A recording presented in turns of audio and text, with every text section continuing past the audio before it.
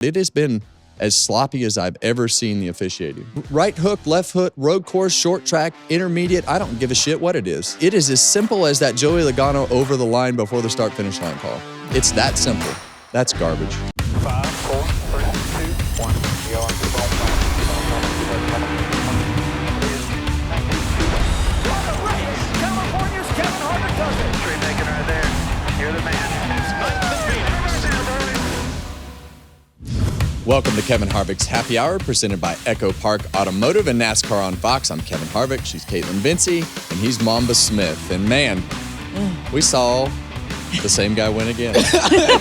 He's cold-blooded, bro. He's on a heater. He is cold-blooded, ice in the veins. Already a cold-blooded reference there. Yeah. Right out of the gate. I like it. And, you know, I think that this weekend he just kind of kicked their butt. Yeah. It wasn't like he just led a few laps. He led a lot of laps. He fended the guys off on the softer tires. Bell, he just had the dominant car. But in the end, it came down to a restart, and you had to hold off your teammate and Kyle Larson. And it came down right to the start-finish line. So, wild finish. Wild finish. Lots for us to talk about. What did you say earlier? I have a lot of questions. I always have a lot of questions. He does. He's a very inquisitive man. Yeah. Well, that's okay. Yeah. Questions bring up good conversations, Correct. right? That's We've how changed it works here. some things in the industry with the questions that I brought up. This is very true. So, closers, we encourage you to subscribe on YouTube, wherever you get your podcast. Leave us a 5-star review and rate the show, of course. Yeah, rate the show. Make sure you keep talking to us on all the socials.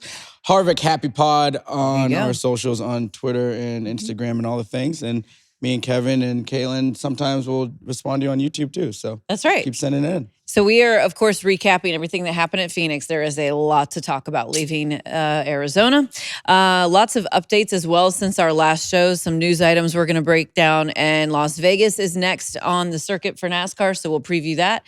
Mamba's got his sips, as always. All three of us were out there this weekend. How was your weekend overall? How'd it go? My weekend was great. I got there on Friday. It was cold and rainy. Wasn't ready for that. No. We had 3 great races this weekend with the ARCA, Xfinity, and Cup. So I think from a fan standpoint, I worked on my tan a little bit. I told him he looked really tan. The 2-hour pre-race show that I got to stand outside in that nice Phoenix sun. And we had a great time. So it was a good weekend. That's good. Yeah. Go ahead. How was your weekend? You go ahead, Mamba. I wasn't going. It was good. He worked on his tan all winter. I worked on my tan all winter and in Phoenix some more. I got a nice matte chocolate color going on right now. There you go. The makeup is doing all the things for me. I saw that outfit you had. A little gray on. in your beard. Yeah, no, the grays are good. That's wisdom. Right. Kevin's giving me some of his grays, and I'm just putting it right here. A little bit of wisdom. Yeah. One thing that happened this weekend that was really funny. So when Kevin and them were doing before their pre-race stuff, I saw them on the red carpet. And so he's got the earbuds in, and like the earbuds that they have in, sealed off. They're sealed, like you cannot hear. They're molded to your ear, right? Yeah, they're like driving. They're like for racing. And Kevin's got his mic, and I'm talking to him, and like we're kind of just bullshitting, and he's like this, and I'm like, "What are you trying to interview me? Why are you interviewing me? Like, what are we doing with the mic?" I can't hear you. And I'm like, so I have to have the mic to be able to hear you in my ear. Otherwise, it's funny. like, huh? Yeah, he's like looking at me funny. I'm like, do you not understand what I'm saying? And he obviously could not. No, I could not. That's funny. Yep. That's so awkward when people come up to you, like to talk to you, and you're getting ready to do a show because you just, I'm sure that 90% of the fans think I'm a complete asshole because of the fact that you just walk right by them, and I'm sure I can hear people yelling and hollering, but you can't make anything out when you have your earpieces in. No, so you really can't. That's my story, and I'm sticking to it. Same here. So don't be offended if I don't acknowledge your hello at the racetrack. I just can't hear you. I literally can't hear anything. You referenced the ARCA race, though. I did that race on pit road, and I want to give a shout out to Eric Brennan, who was in the booth. And I thought he did a fantastic job. I know it's not his first race, but like it was one of the first early races he's done in the season with that group. He did awesome. He did awesome, and he got a real treat with some Cars Tour graduates up front. So he knew all their names and everything that was going on with them like the back of his hand. So he did a great job for sure. Shout out to Brent Cruz. Yeah. Getting the victory, getting the dub. Hey, listen, they're in here. We got some. I know, sorry. I don't want to jump ahead. I always step on you all the time. I'm sorry. You get to do cold-blooded. Go ahead. Listen, so we have figured out that the word of the week needs to become way more. Yeah. Because he is now making him way too easy. He's a broadcasting expert. So I think, Mike Joy, we might need your help. But this week, I know a lot of y'all missed it, but we did get it in there. Roll the tape. And you see Alex Bowman down there on the bottom. It looked like he ran over the splitter there of one of the cars on board with Chase Briscoe, who pitted. And this is the... Bowman was so close to getting wiped out right there. I mean, it was close. Yeah, that was definitely one of those ice in the veins, cold-blooded moments right there from the driver to not overreact. All right, I got one, guys. Ryan Prius went to the Reds, boys. Now we got a car with the soft tires on. Let's see what he does. I gotta be honest, you're getting pretty slick with the verbiage. So. Your booth mates did not even notice. Yeah. No, I've quit telling them. Right. Yeah, so... You know, when you make it that smooth, I mean, it's hard for them to notice, so they don't have a reaction. So I just, you know, I think your vocabulary is just not wide enough for me. Oh, okay. I know a guy. I'm thinking that, you know, you might be out of things that are challenging for me. So wow, this game is starting to be too easy. Wow, He's all a right, Ricky, you seasoned hear veteran that back now. there? He thinks he's good. Okay, Too easy. Too easy. Light work. We're gonna tune it up then. All right, we got to do some legwork Closures. for Las Vegas. Come on with it. Give me some. Give me some. Yeah. Start thumbing through the dictionary. The Thumbing through the thesaurus? dictionary. We'll find something good for him in Las Vegas. Yeah, We we're can gonna get roll the dice. spicy out We're gonna there. roll the dice. Roll What'd the you dice. say? Look at him. What were you trying to say over there? Thesaurus? Is that what it is? Thesaurus? Is that what it is? Yeah, that's not where you find words. Okay. What is that? I was just wondering. Isn't it? I mean, thought he's right with the dictionary, right? No, I know, but isn't the thesaurus the whatever? It's not a dinosaur, in case you were wondering. It's too early for me to throw my Moving notes at on. you. I Yeah. can't do- Freaking lunchtime. Usually throws No, them at me. no, the show's too early. I need them still. All right, guys, there's so much to talk about from Phoenix, and then we'll discuss Christopher Bell. By the way, Victory Lap interview already available with Kevin Harvick. And this option tire, though, did it achieve what you wanted it to see? Do you want this to play out at other races? What do you say? Well, I don't. And Christopher Bell had a strong opinion on the two tires in the race that he mentioned in the victory lap, and I tend to agree with him on that. I think that two tires in a race is a little bit gimmicky. I think in this scenario, it gave us a good. I like the fact that NASCAR and Goodyear said, "Hey, let's have the option tire for this race." It added a lot of elements for us to talk about, but I agree with Christopher on the gimmicky side of it in a championship race scenario, with all the timing of the cautions and everything that can come out. But the main goal here was to see that softer tire, and it gives the teams an options to get out of the scenario. You didn't have to use the softer tire. It wasn't mandatory, but you got two sets of those tires during the race. You got one set for practice. And I think seeing those tires in the race, and the drivers have to manage the tires. We saw Priest take off on those soft tires, and if he'd have run that whole run, he would have had to run, right at 90 laps of that run. We saw Joey Logano do it earlier in the race, where he had to manage those tires. That's what I want to see. I want to see the tires wear out. I want to see the driver have to make choices. I want to see the driver that can take off and then fall off, and then I want to see the guy that can take off, manage his tires, and keep his track position. So, I think that the softer tire was well received. It seemed to wear well, and I think that when we interviewed Kyle Larson before the race, I said, what's the difference between the primary tire and the option tire? And he said, well, I put the option tire on and it fixes all the problems that I have with my car. So, it's interesting to hear guys' different opinions, but it seemed like, it was a good half a second faster than the primary tire as we went through the race. But it definitely made it entertaining for us. Yeah. We saw Ty Dillon there at the end of the race, save his two sets of tires, get the wave around, put his option set of tires on, drove into the top 5, and then beat himself on pit road and didn't have a chance after that. So there were a lot of scenarios. Ryan Priest did the exact same thing to get some stage points there early in the race. So it definitely added an element to it that we hadn't seen. It was way better than Richmond as far as the difference in speed compared to those two tires, but not something that I want to see all the time, but great decision for a real-life experiment to see if we can get to a softer tire for our championship race, because they didn't have time to test it at the end of the season. Right. And props to our broadcast team in the booth and on pit road, keeping up with all the teams and what tires they were running. That was a lot to manage and keep track of. You guys did a good job. It was a lot. And yeah, I know you couldn't see, like you guys are having trouble seeing because they were putting tape Yes, I thought on that the was tires, interesting. which I wouldn't have. That should be against the rules. yeah, I mean I understand why you would do it. It was Just be smart sneaky. as a competitor because when the wheels rolling, like you see that flash of red, like you don't know if it's you really can't tell because people are trying to give you information on pit road from outside. So like it's hard to tell, make a snap decision. But I do like the option tire from the standpoint. I agree, not in the championship. Well, you don't have to agree with me. No. In the championship, I don't want it because I think that needs to be a pure like who's True the race. best Yep. true traditional style situation. But for these other races, for some of the other short tracks, I think it's great because it brings in other people like a Ty Dillon. They got behind, and because they had an option with a different strategy, they were able to flip their strategy and give themselves an opportunity. I think that's really important for some of these teams that are behind the 8 ball and not as fast to give them an opportunity to compete.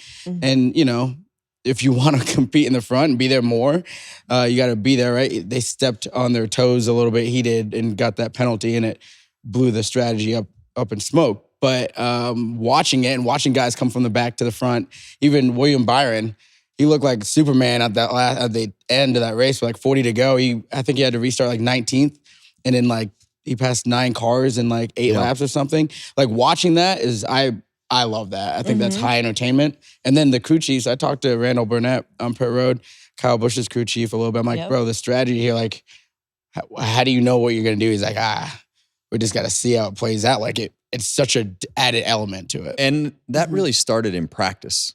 When we saw practice take off, we saw guys take off on the primary tire. We saw guys take off on the softer tire, the option tire. And we saw Kyle Larson wait till the rubber got on the racetrack because the beginning of that run on a clean racetrack is always a little bit skewed. Doesn't look as pretty on the scoreboard. But really, when we got done with qualifying, and we went back and analyzed this for a while, looking at the timing charts, there was no way to tell who we thought were the clear best cars. Right.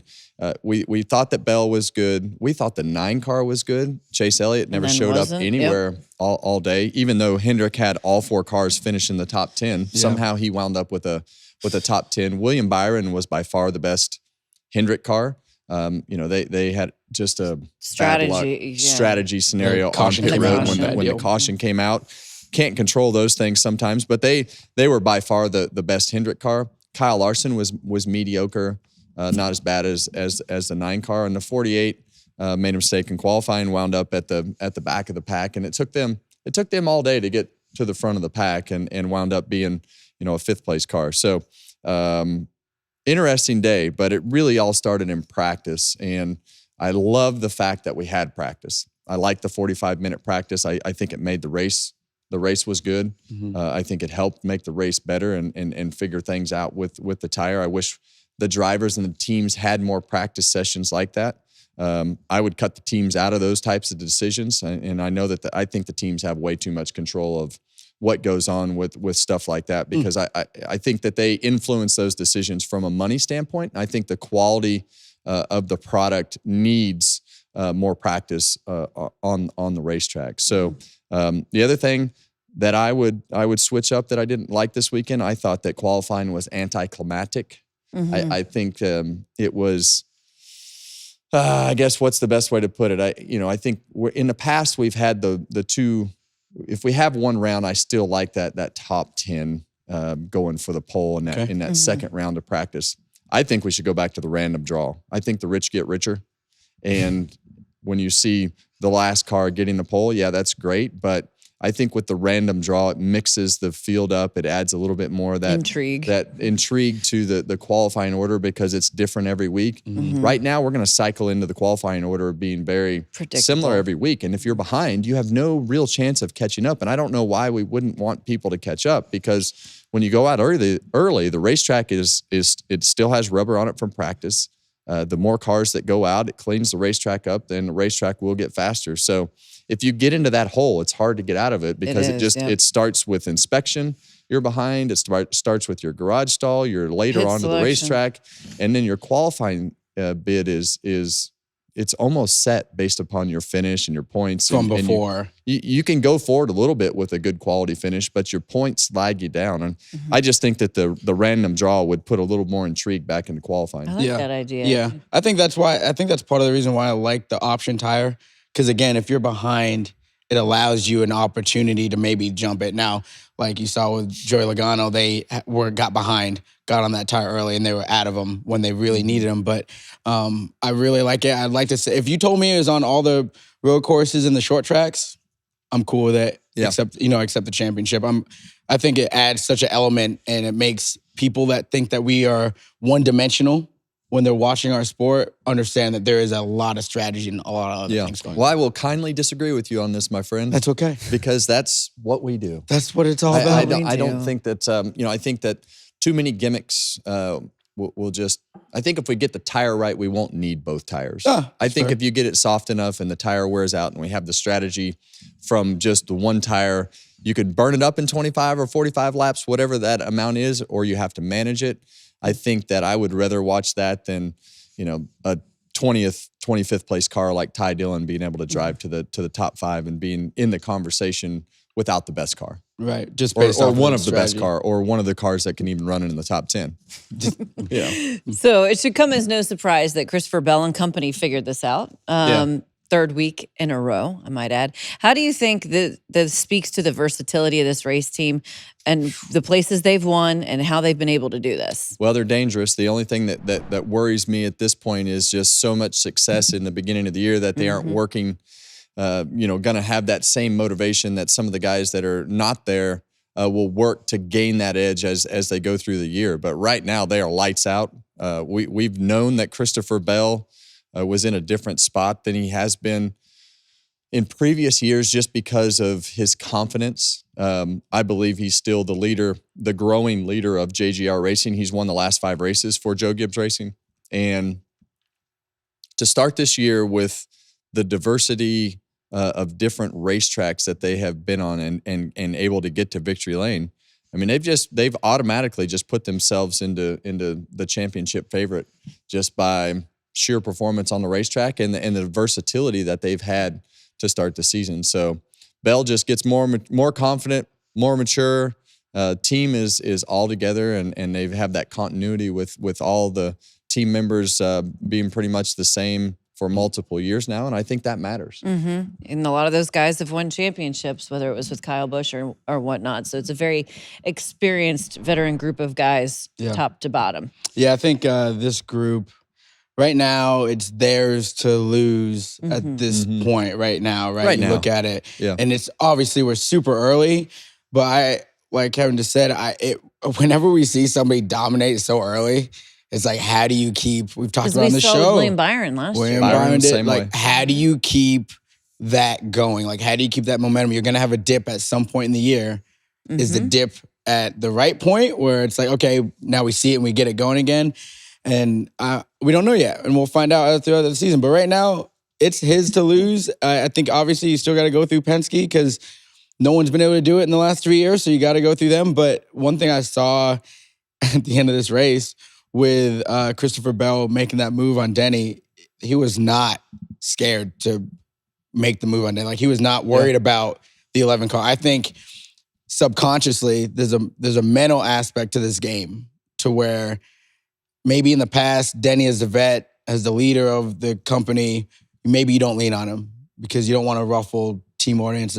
He's like, I don't care. And I'm the guy now. I asked him about that on the victory lap. I said, are there any team orders or is there anything that you guys talk about? And he really made it sound like they don't even really ever talk about it. And everybody is instructed to go out there and race for themselves. And we've seen that through the years. We've seen Carl Edwards knock Kyle Busch out of the way. We've seen some of those Gibbs cars get into each other. And I believe that is the Gibbs culture. I want you to be the best you can be and not worry about that guy because he's your teammate. It's cost him some races, right? But it's also won them a lot of races. And in the end, they wound up finishing 1-2 in this scenario and really had the dominant car throughout the weekend with the 20. You can see Denny's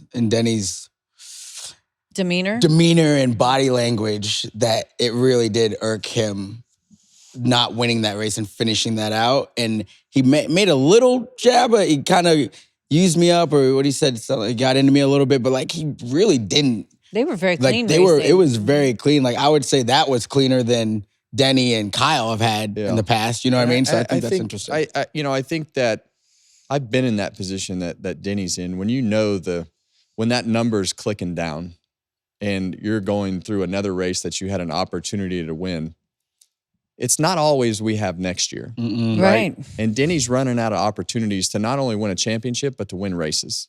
And he wants to win races. He's capable of winning races.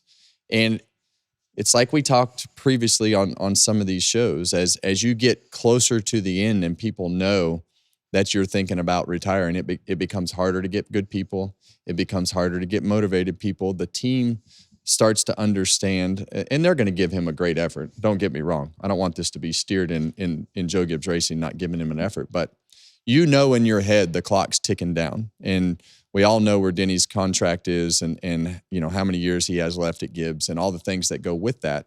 So when you have those moments slip away, like Denny Hamlin had slip away of being able to capitalize and win a race, and really Denny winning that race would have completely quieted all the noise about everything that is going on with his new team and new scenarios and not having won a race and all that talk. You know, as a veteran in Denny's case, not only are they counting down, but you also know you won't have to answer as many questions the next week if you would just get to victory lane. It fixes so many scenarios. Yeah. So I don't think he had a winning car. I think there was a lot of things that happened at the end of that race that took 3 or 4 of those guys out. But when he got to the front row and the money was on the line, business picked up. Yeah, what's Clinton say? The pay window was open. The pay window was open. My man was on the gas. He was but you know, he knows that those moments are getting less and less to capitalize on not only race wins, but putting himself in contention to try to win another championship and quiet the noise. Yep. Quiet the noise. It was a great race to the finish. And now Christopher Bell is the first driver to win 3 times through 4 races since Kevin did it in 2018. That's and cool. that's a very unique list that he's on. You know, I think when you have that momentum, you want to bottle it up and try to ride that wave as long as you can, because it can, especially in this next gen car, it can flip in a heartbeat and you can go through that same streak on the opposite end of the scale. We saw Bell go through it last year and you know, they were fast and couldn't do anything to break that streak of bad luck. And so you just ride it as long as you can go. And he's on a very small list of guys that have been able to do that. And if he gets to 4 out of 5, it's one guy. Yeah. Elite list. Bill Elliott. Bill Elliott. How many did Larson? Larson He's had 3 in a row back in 2021. He had 3 in a row, and then Pocono, he blew a tire going for 4. But this is through the first 4 races. Right. So, Understood. Gotcha. Another driver who has some momentum leaving Phoenix is Josh Berry. And Josh has actually had a good season. I know the finishes don't reflect that, but he's won a stage. He led a lot of laps at Atlanta. Yeah. Now he's got a top 5 finish, the first top 5 for Wood Brothers at Phoenix. So there's a couple things here that I really took away. We've kind of classified this as a racetrack where you get to start to see who's going to be the strong teams and drivers for the meat of the season. And Josh Berry we qualified well. They had some adversity, had a pit stop, had to back up, put tire back on, went to the back, drove back to the front, finished 4th. So legit speed here, not just a good qualifying effort and held on the track position or some sort of luck. They called a good race. And when you're with a new team, I mean, knocking that first top 5 out and being able to right the ship off of what you thought were really 2 out of 3 pretty good weeks for the 21 car as far as speed at Atlanta and Daytona, being in contention, leading laps.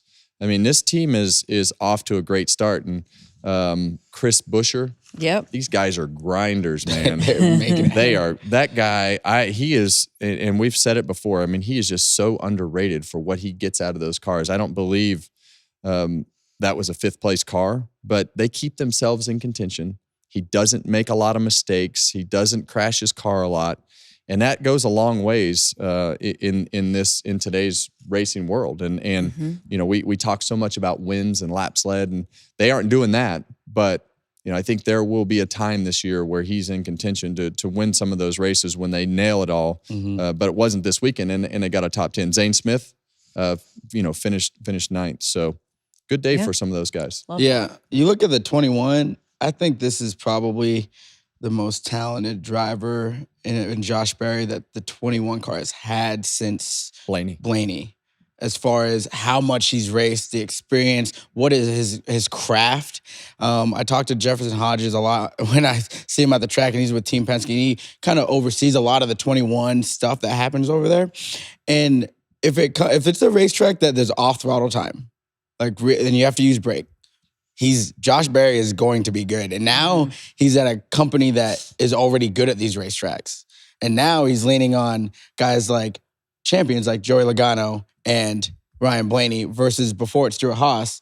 Everybody was kind of young and the company was in a in transition. Like it wasn't a great situation. Now he's at one of the most stable situations in all of motorsports, and it's showing, and they believe in him, and he believes in what they're doing, and it's showing up on the racetrack. So Josh Berry is making it look like the 21 in the Wood Brothers team might be back. And I think that I think that opinion of Josh. I mean, he was great at Daytona and Atlanta. So yeah.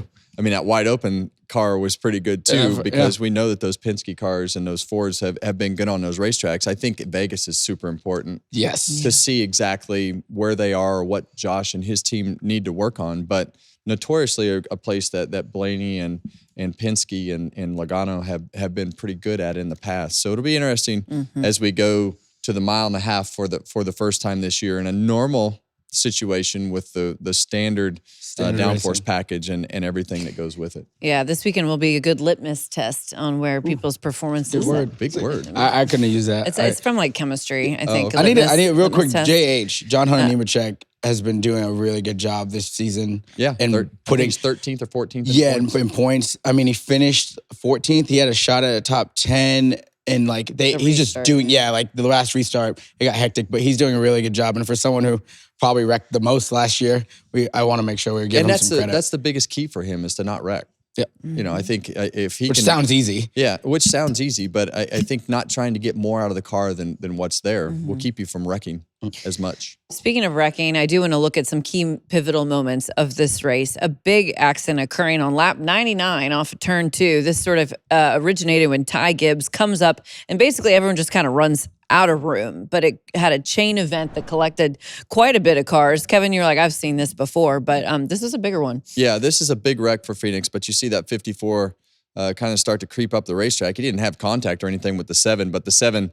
had to squeeze into the 19 thinking he was going to keep coming up the racetrack. They jumped tires, and that's really what triggered the wreck, and Hocevar wound up on the outside. You see Keselowski go spinning into the wall, the 19 into the wall, Cole Custer, a bunch of cars here and on board with SVG right behind Briscoe, and you're going to see him jump up over the right front of the 7 car, but big shots. And that's not abnormal for turn 2 at Phoenix. It's one of those corners where somebody hits the outside wall and it just cleans everybody out. But on a restart where they're all bunched up like this, it really wiped a lot of cars out. When you get back in the gas in turn 2 there, and you get all that wheel in it, and you think you're good, and you're just staying in it, and it just keeps creeping and creeping. Then all of a sudden, the wall is so flat, you just keep plow it. And I've done that in our car. And a lot of times when you come off a turn 2, especially when you're on the apron like the 54 car was, your angle's not quite right, so you get way laid off the corner, and then you lift.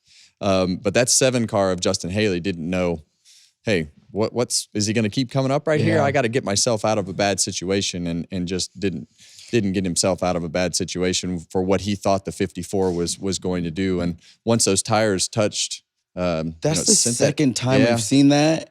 And I've seen that a few times for sure. We were talking about that off camera. I thought that the Bowman Gray situation with Haley and Gibbs, that was because they were kind of going slow, and Ty really turned hard, and the wheel was out there. But this was more standard racing, so I'm interested to see as the tight racing continues to happen this year if we big see shots more of that. Though. Yeah, the big shots for a lot of guys there. Tore up a lot of good race cars. Hocevar had a bad pit stop. 7 car had a bad pit stop. 19. Started in the back, and those guys were kind of taking a chance on some stuff. But there's some people. I wrote down some people that I thought were in trouble. 41 car of Cole Custer, he's in big trouble. 54 car Ty Gibbs, he's probably in the biggest trouble with his points position. Keselowski, they've been okay, but nothing to really brag about. But he's in big trouble points wise in Austin Cindric for 54 and 19. Yeah. Gibbs and Briscoe, they're deep in the pack. We'll talk about Briscoe a little later as the developments came down the line about the penalties. Another driver who was poised to have a good run that was disrupted was Daniel Suarez. This was late in the race. Catherine Legg was the first one to race in the Cup Series since 2018. Had an incident in the very beginning, spun, then also spins up the track off of turn 2, leaving Daniel basically with nowhere to go. This was unfortunate for him, just a byproduct, if you will, of, I guess, probably just, she's learning.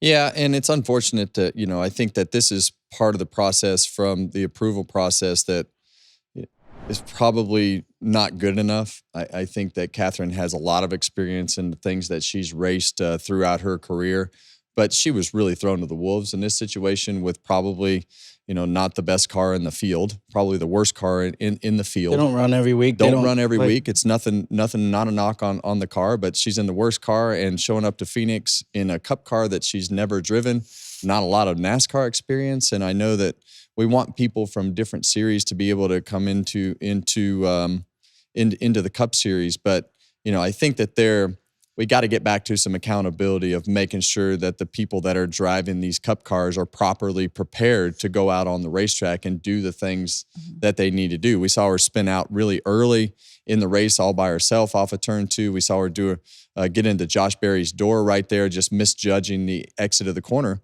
But these Cup cars are hard to drive. You can't just let everybody drive it. We saw Elio do this at Daytona. He smashed up into the wall and then floored it like 100 miles an hour and crashed again for no reason, just because they don't know the car. And I think on this particular day with somebody that wasn't properly prepared to be on the racetrack, not because of her experience or anything else, the Cup car is hard to drive, and you need some sort of stock car experience to just jump right into a Cup car and be ready for some of the things that happen in the car. And in this case, it took Daniel Suarez out of the race, running 6th and, hurt a car that was having a good day. So I just believe, we saw the approval process with Mike Wallace getting denied. I don't think he didn't need to be in a Cup car either, but you better be damn ready to drive one of these cars when you get behind the wheel. And people just showing up in a car that's not capable of what the front cars are doing with a support cast of being able to help the underexperienced driver on the Cup Series side get into the car is just, it's not fair to the competitors to be put into that position. And I would tell you that it ruined Daniel Suarez's day in this particular case. They need to be putting people in position to succeed. We were talking about this earlier. Yeah, exactly. Kind of that's a better way to put rushing through the process here. So I want to talk about penalties, and we might be on this subject for a little bit.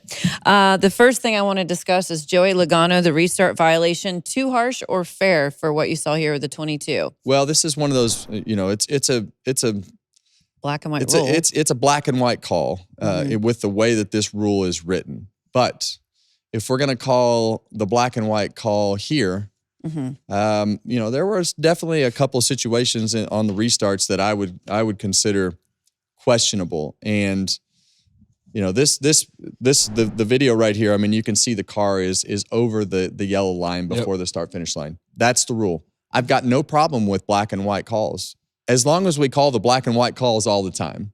Let's be consistent. Let's not figure out how to a way out of this one and not that one. Like there's not that iron fist that is just ruling these Cup Series races and calling those calls like they need to be called. But there are a lot of things that are black and white, and rules on the restarts, rules on the yellow line. If we're going to call all the black and white calls like that one, then we need to call them all. Yeah, I think I think that it's better to stand your ground. If people don't like it or whatever, fine. But if you stand your ground, at least it's the same every time, and nobody can question your thought process. I think it's to this point where it's not about cover your own ass a little bit in the standpoint of when you're consistent and you're doing the same thing every time, people might not like it and it might not be right in their eyes, but it's the exact same thing. Mm-hmm. And instead of trying to like make it better all the time, you know what I mean? Or try to make it something all the time, like just stand ironclad in it. And I think these talks will go away because it's super consistent. And it's super easy. Like that call is super easy. Did we see anybody else get close to the start-finish line, below the line for the rest of the day? No, nobody close. That's sent a big watched all day. message Our to booth everybody was else. right above the start-finish line. Nobody was even close the rest of the day. And that's it's just like the restarts, right? Like there were a couple of those restarts at the end. I was like, man, I looked to me like the outside guy jumped the inside guy or entered the zone and took off before the control car did. So we had that conversation last year at Richmond, right? With Denny. Like that was a big conversation last year. Big conversation. But those inconsistencies, like when they didn't make that call with Denny, that's the kind of crap I'm tired of. Like I'm tired of the inconsistencies that go with the officiating. It has been absolute crap. They don't want to be you don't want the officials to be in the outcome, but by not being in the outcome, you're being in the outcome. Yeah. You know what I mean? I think when you look at the throwing the caution at the duel, not throwing the caution in the Daytona 500, not throwing the caution at the Atlanta Xfinity race, then we throw the caution for the Cup race. The reason that you're getting trashed is because of the fact that you're not consistent. You're not doing it the same. Don't give me this garbage that every scenario isn't the same and we got to talk through this. No, that's not right. Atlanta was very simple in the Xfinity race. The Daytona 500 was very simple to throw the caution flag. You look at Joey Logano's, that's a simple call. Just make it. Austin Cindric, let's just jump right to that. Like that was the worst penalty that they've done in a long time. Austin Cindric not being suspended was an absolute joke. So go ahead. Well, I was going to just set it up on what you're referring to. So Austin Cindric hooked the right rear of Ty Dillon's car at Circuit of the Americas, previous race to this one. Penalized $50,000, 50 points. A lot of drivers had some pretty strong reactions to this, as did you, feeling this was incorrect. Well, and NASCAR puts himself in position because they try to justify the right rear hook right here. And there's no justifying that. You come across the straightaway, you hook the guy, and we've talked about this in driver council meetings. We've talked about this in with people for the last several years. The drivers want those black and white calls. It's just like your freaking kids. If you have consistent, firm ruling, it allows you to parent better. And right now we have bad parents and officiating what's going on. That's what I'm comparing it to. I'm not calling them bad parents. I'm just saying Yes, that when it's you the analogy. don't parent with that iron fist and try to make some accountability and consistency for your kids, it becomes difficult to continuously do the things that you need to do. But the Austin Cindric thing and the restarts and all these things that we're just all over the place with, that's not how it needs to be. And Austin Cindric should have been suspended. And in my opinion, those calls need to be done during the race. When you see it's that blatant, park them. Put them in the garage. You hooked them in the right rear, you're done for the day. We'll decide on Wednesday if you need more of a penalty. But you need to park them right there. I think park them right freaking there and be done with it. And we've got to have an iron fist. Mike Helton used to be the iron fist in the garage, and there's nobody ruling the simple, hard decisions. We can't wait until Wednesday to make a call, to do things and try to please everybody. You're not going to please everybody, but if you rule with what you think is right instantly, and we have to officiate the things correctly, but it has been as sloppy as I've ever seen the officiating. I think it's a respect, right? When you rule with the iron fist, you might make people mad, but it's not going to be popular. Right, it's not going to be popular, but there's a respect factor that comes with that, and people will listen to you and fall in line. The right hooking thing, we've always talked about it. That's like taking off the gloves, right? When you take, that's not what we want to see. We don't want that, because then the kids that are watching Sunday, it bleeds right over to the guys that are watching Xfinity. But you said even your sons asked you before, why didn't they get? It's that right hook, left hook, road course, short track, intermediate. I don't give a shit what it is. Like it is as simple as that Joey Logano over the line before the start finish line call. It's that simple, and that's how that rule needs to be. And they're not officiating that way. And now they just made themselves look like fools because they didn't call something that is so simple to call because they justified it through the PR guy going 35 miles an hour to road course. That's garbage. I would just be super locked in and super strict, and then it'll fix so much. It's ridiculous. Kyle Busch kind of made the comment. He felt like it's based off your last name, depending on. And that's what it opens you up for, right? It opens you up to make you look like you're favoring certain people and not making examples out of others. Yep. And it doesn't matter. It doesn't matter what the reasoning is. It looks that way. It looks like you're favoring certain drivers over other drivers. You cannot have that. And it's not hard. It's as simple as it can get. Lock them in. So continue. Makes my blood boil. We see that. You can't see it, fired but up that tan Kevin went red. Oh my It is gosh. red over Monday. here. So this is another big news item that has been ongoing for months. NASCAR now filed a countersuit Wednesday in U.S. District Court against 2311 Racing from Motorsports. The lawsuit cites that the parties embarked on a strategy to threaten, coerce, and extort NASCAR into meeting their demands for better contract and financial terms. Your reaction to the latest development?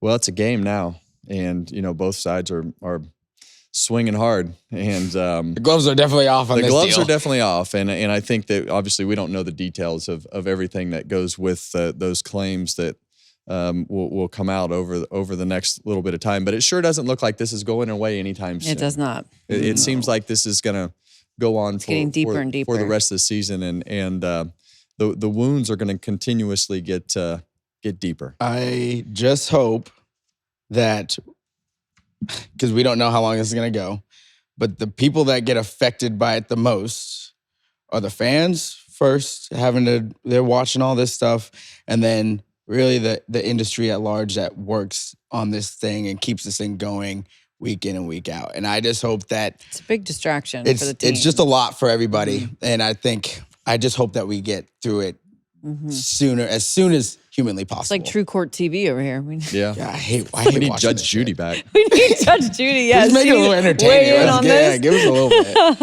Oh, man. I've always wanted a TV in the appeals as well. I think that'd be interesting if we could hear that. That would be interesting. Because the appeals panel overturned the L2 level penalty to the 19 team that we were talking about earlier with Chase Briscoe. So, they overturned this penalty. So why aren't the appeals public? I don't know. I don't understand. What are we hiding? Like, this is another scenario that we could be way more open with the fans and the people to understand the process to yes. see what it was all about. You imagine how many people would tune into that? Oh, watch? gosh, I would. I mean, I would love to I would tune love in that. and see how this all goes. And if you want to be as open as possible with everybody, let's make the appeals public. Bro. Let's make them public. Let's put them on TV. I mean, we have Holler Talk that they've created. So let's On have a some appeal. Wednesday, midday, you fire up whatever Yeah. platform. You're just like, listen, you get to see the people that are always jabbing Tell back. me why it shouldn't be that way. Let me watch that. If you're trying to be transparent with everybody, why is the appeals process not public? Like, I want to see it. I want to hear it. I want to believe it. That's the thing that I That's want to the see. thing. How do you make me believe that something is flawed and you didn't show the 19 favoritism, or you didn't show Austin Cindric favoritism? How do you prove to me that you're not showing favoritism? And I think that publicly broadcasting that appeals process would make solve them that. more transparent for everybody to believe exactly what they say. It would also probably help all the other teams just hearing exactly what pretty went fair, into it. right? More fair, yeah. You So went to all this stuff to be fair to the team. So tell me why it's fair. Tell me why he got away with it and I didn't. And is the other thing is this isn't like I don't want to believe you. I want to believe, believe you. Like give me a way to believe in what you're saying more. And we're in a time in life where like everything is out there. So unless you're showing people like this is what happens. These Now it's an conversations assumption based upon somebody else's comment, happen. Right. right? Why can't I just watch it? Just Yeah. tell me why I can't watch. I will tune get in. the camera in there. You're making streaming. everybody run the parts anyway. There's nothing to hide. They're not developing anything. Right. It's been a while since in. we've seen one of these overturned. I though, love that but they overturned it. talking And, to Joe I Gibbs think Racing, that we went through this a few years ago with the base of our spoiler at SHR and got penalized for it. And ultimately, Gene Haas didn't want to go into an appeal process with Gunther because Gunther owned the company that produces the parts. yeah. Fiberworks. So Fiberworks talked the Haas side out of going to the appeal process for the exact same thing that just happened, the inconsistency with the parts. And all these inconsistency with the parts create is more work for the teams to say, okay, that one's a short track, that one goes to the road course, that one goes to the speedway, that one goes to a downforce track. Because they all vary so much that they have benefits somewhere else. Right. So I just don't understand why we can't see it all. I heard it was a very compelling show and tell case. Yeah, Show and tell case. It'd be nice to see it because I think everybody would be like, wow, they had a great point. I think everyone would gain a lot more. They gain a lot of respect. Right now, they need respect. Right. And it needs to be ruled in a more strict way, and they need to be transparent, and they will gain respect from it. The podcast they got, good step, but I want to see now. I don't believe them. Now, but yeah, I don't believe anything they say. Show me. Well, Chase Briscoe said he feels like a new man now since this has been overturned. They Guaranteed. can put that behind them, move forward and onward and upward for Chase Briscoe and company. Speaking of onward, Las Vegas Motor Speedway is next for us. 1.5 mile racetrack, always a good town venue to visit. And Kevin, I know there's some exciting things for the fans, of course, if they're going out to Las Vegas. So right? race fans, if you're visiting Las Vegas Motor Speedway for this weekend's races, don't forget to check out our friends at Echo Park Automotive Speedway Experience, featuring games, prizes, music, and more. So fun. Always a great place to go race. I love going to Las Vegas Motor Speedway. It's a super challenging racetrack. It's a destination. I think everybody has a lot of fun when they go out there. But the racetrack itself, it's got bumps. It's fast. It's going to be cooler weather out there, so the cars are going to be hammered down. Especially for qualifying. Yeah, the qualifying there is actually like super exciting. It's breathtaking. They are hauling I like that one. ass. Yeah. What did Cletus say? Hot dogging down into one? That's what they're doing at Las Vegas. They're hot dogging down into one. You're going to be more than hot dog. You're going to have a foot long. You're going to have a pretty big dog down there. The old big dog. The old big dogs. The old big dog's going to get the pole this week. The old big dog out the window. Let it eat. You're going to throw him up on the dash. Throw him up on the dash, as Zillage says. Throw him up on the dash. Oh, my goodness. Well, Kevin, you've thrown it on the dash twice. You've won there in 2008 and 2015. What do you remember about those wins? Why were they special? Well, we got thrown out after one for the back window caving in, geez, and that was fun. That was when the rule system was a little bit different. So Which we got year to was keep that? winning. I don't remember. 15. I think it was 15. Yeah. Yeah, and then we went the next week and won again. That's right, because you did the, I remember that one. Window didn't make that much of a difference. We just had them beat at that particular point in time. But, I think it's, Vegas was always one of those places that I was never able to get to victory lane. We had a lot of success there in the Xfinity car for a number of years. But the Cup car it took a long time to get to victory lane. And Rodney always had those checklists of places that I hadn't won on the Cup Series, and we always put a lot of focus on those places until we checked them off, and ultimately wound up becoming one of our better racetracks through the years. Vegas, and the year we won the championship in 14, we just felt like all year we were going to be strong, and we were strong all year, but we kept finishing like second early on. Like we weren't winning as much as we felt. They were dominant at Vegas in 15 in the spring, and a hub caught on fire, and the whole shop is just like, "Are you freaking kidding me?" Like we just couldn't finish it off. Yeah, you know what I mean? And Vegas, it's one of those places that's super fast.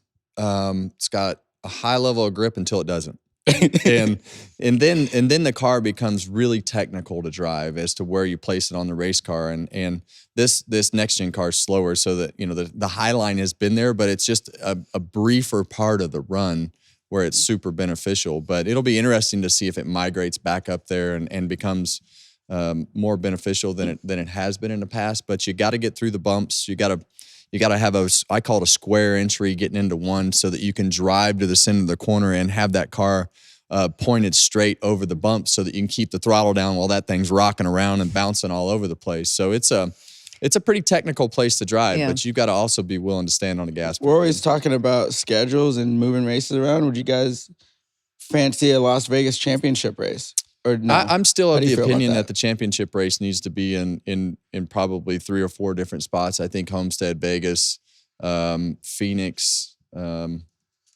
What's the other one I'm looking for? Maybe Charlotte. Charlotte would be good. Yeah. Darlington doesn't have enough infrastructure around it, but No. the race would be a Yeah. good race. Yeah, and I think going to those markets and being able to pull some income out of the city and being able to schedule those things to put on a great event. I think having that rotation of different styles of racetracks would be great for our sport. I'm sure that's something it sounds like they're already discussing for the future is moving that one around. Is there a place you like going in Vegas? You said it's a destination. You got a spot you like up there? I don't really have a spot. Didn't you get married there? I did get married there That's in nice. 2001. Didn't you throw a big party there with Budweiser? Yeah, we had a couple parties there. Okay, just Yeah, checking. we went from Phoenix the first year that we won our very first race at SHR, and I wanted to stay with the team, so we traveled over to Vegas together and spent the week there. But when we won, I don't know, we had a Budweiser let us. I used to have a credit card, and we could put on our own party.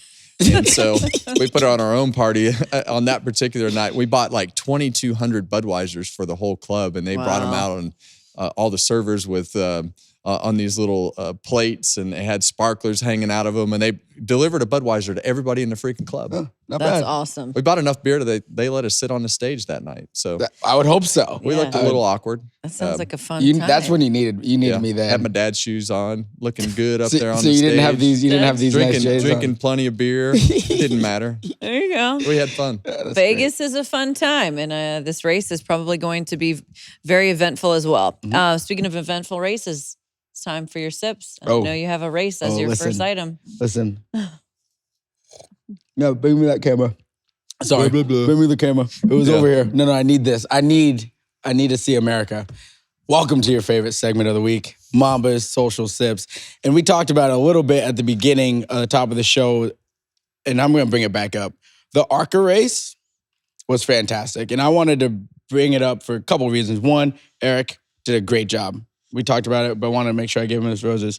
Butterbean and Brent Cruz. Those two guys getting Love this. after it. Like the finish was just epic, and it started the whole weekend off. You know what I mean? Every finish was like this for the rest of the weekend.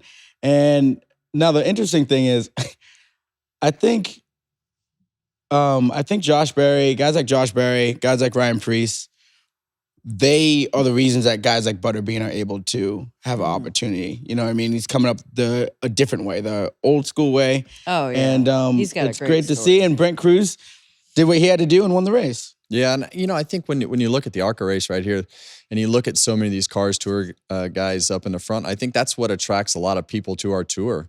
They're seeing a lot of these Cars Tour graduates go on to have success, whether it's the ARCA series, Josh Berry in the Cup series, and our tours are doing a great job of giving not only all these guys a great place to race, but now it's giving them a platform to be recognized so that they can keep going through the ranks. So it's fun to see a whole bunch of that Cars Tour group up in the front of that ARCA race. I love and that. the Cup race. For And that the Cup fact. race. Yeah. Brendan's, Butterbean's a great story because he was a longshoreman at the Port of Virginia in Hampton, working that job, racing on the weekends, thought that was pretty much what his future was going to be. Yeah. And then he won 3 track championships and started getting more opportunities. Well, I think when the Now Bean look. goes back and looks at this one, he'll realize that he didn't need to be in the middle of the racetrack. Should have been on the bottom, Kind of hunting that line. Yeah, kind of missed the entry left a little left bit. the door open, and Yeah. Brent trampled was right there. through it. But you'll be all right, Butterbean. We Yeah. believe in you. All right. Our brother Bob Pockris. Brother Butterbean Bob. to Brother Bob. Bob. From Butterbean to Brother Bob. He has an idea, Kevin, for the victory lap because, Bell just keeps winning. So let's roll the tape on what Bob's idea here is. Kevin Harvick, he typically gets the winner every week on the Kevin Harvick Happy Hour podcast. But let me tell you something, he may need to start going to second place if Christopher Bell just keeps winning and winning and winning, because it's going to be the same story. Christopher Bell, how'd you do so well? Christopher Bell, what's going right? I'll tell you what's going right. He's got fast cars and he's not making mistakes. That's what he's doing right. I'll tell you what he's doing right. He's got fast cars. That's right. and I appreciate the advice, Bob, but Bell has been pretty good to us, and his story has been unique, and this week was no different. Got to race with his teammate, and as he's stepping onto those unique history charts, it makes it fun to see what he thinks about all that stuff. But we don't want second around here. No, this is a bottom line. We want deal. the winners.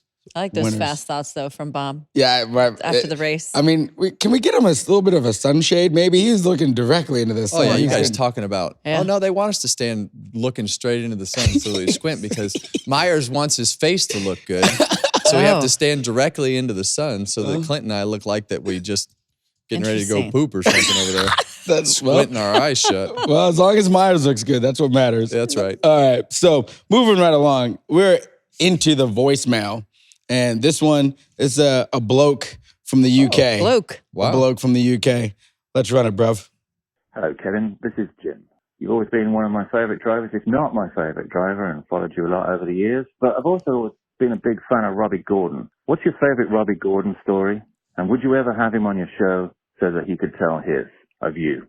Thanks, Kevin. So, if you couldn't hear, he was asking about Robbie Gordon's favorite, or Kevin's favorite yeah. story of Robbie Gordon, who you were teammates with for a minute, right? Yeah, we were teammates at RCR, and I think going back and kind of analyzing everything after you get done with certain scenarios, I think you realize how, I mean, Robbie Gordon was one of the most talented race car drivers that I was ever around. I mean, he had this just crazy ability to do and take the car places that most people couldn't. But I think that one of the wildest Robbie Gordon stories that I remember, we were at Pocono, and Robbie took his team to go ride motorcycles after practice on Saturday.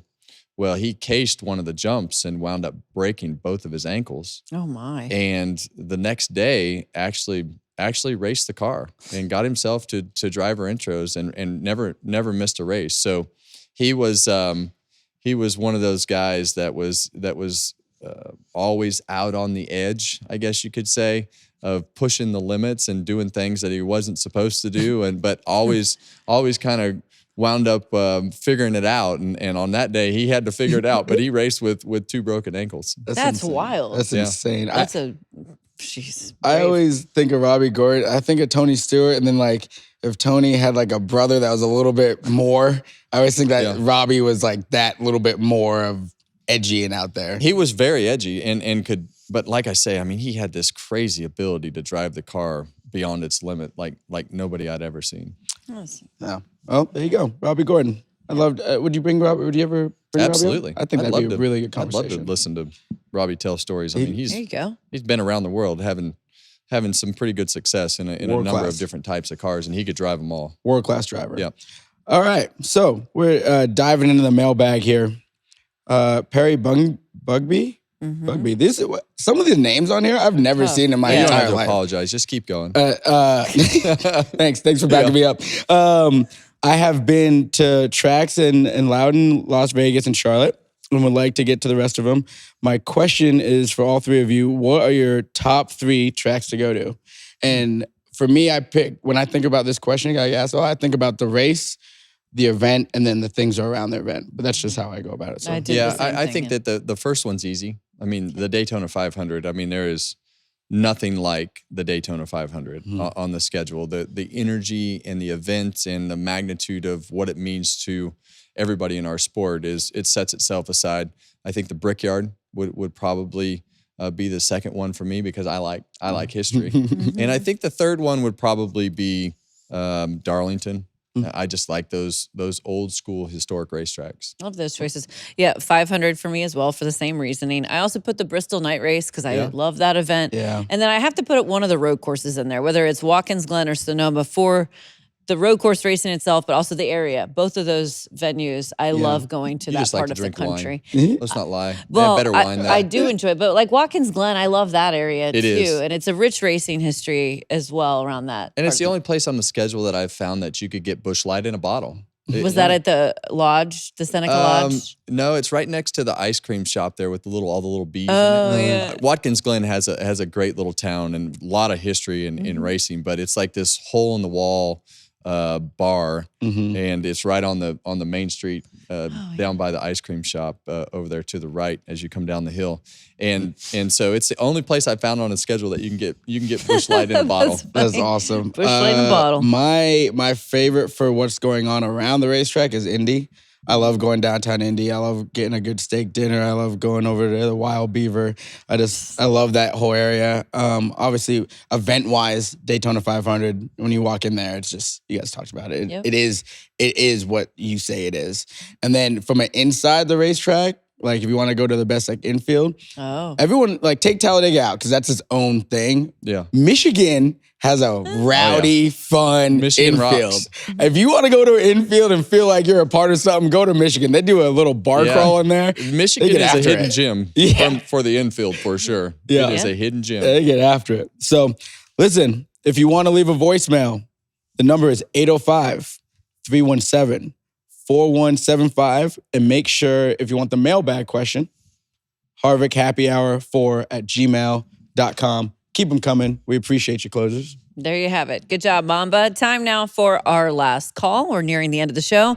Gambling problem? Call 1-800-GAMBLER. In New York, call 877-8-HOPE-NY or text HOPE-NY 467-369. In Connecticut, help is available for problem gambling. Call 888-789-7777 or visit ccpg.org. Please play responsibly.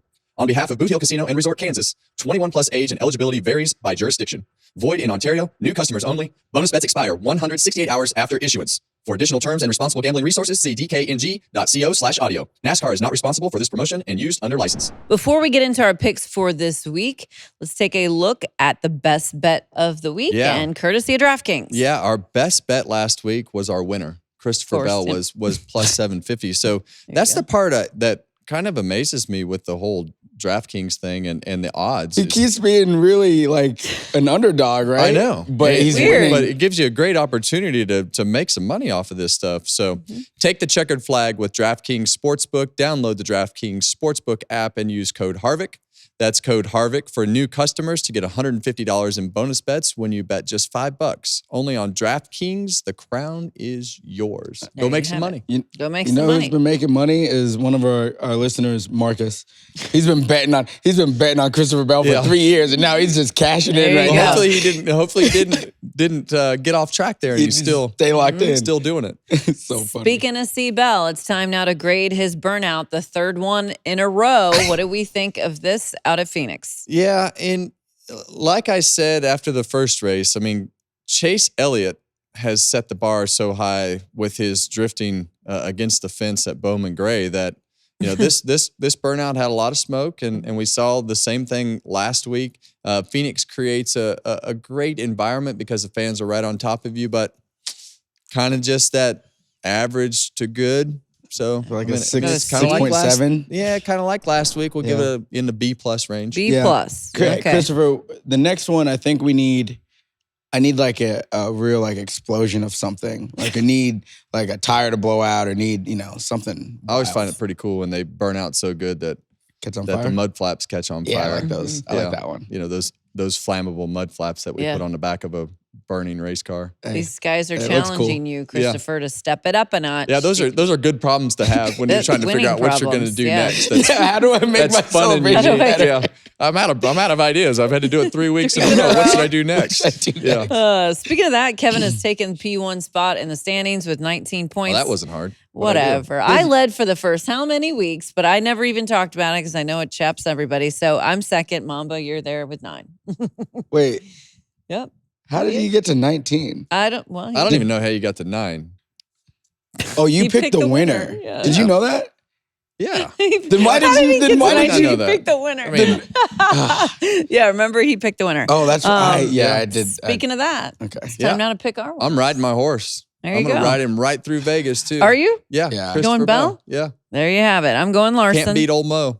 Listen, Momentum is king. I've First one of the year, by the way. that you're picking Larson. Kyle Larson's won 2 of the last 3 races there. I'm picking Larson Good for the pick. first time this That's a good season. pick. Go Yeah, ahead. I was gonna pick Bell because I really thought that Kevin was gonna be like, nah, there's no way, because he's not gonna do it again. Well, you can pick it. No, I know, but it defeats the purpose because I want to beat you and be able to let you know that You're not mine gonna was beat better. me. I am, because I'm going with Ryan Blaney. Oh. Because listen, it's early on in the season. Typically, I wouldn't pick RB and Penske until like Coke 600, but it's Vegas, and at Vegas they always show up. I'm glad you brought that up though, because I am a little bit concerned out of the smoke out of those pipes last weekend from the Ford. You know, last year how we had all these problems Oh, with the yeah. Toyota The engine. Toyotas, So yeah. first First noticeable engine. engine failure. Whoa. A lot of shifting going on at Phoenix. Yeah. And so we'll see. We'll have to keep that in check. Yeah. Keep an eye on that. Okay. Yeah. 3 solid picks. We'll see how they fare. Reminder, you get 10 points for the winner. You get 6 points for P2 through 6 and 3 points for P7 through 10. So I that's needed how that. that number. So you can those tie numbers this week are if I finish generated. last.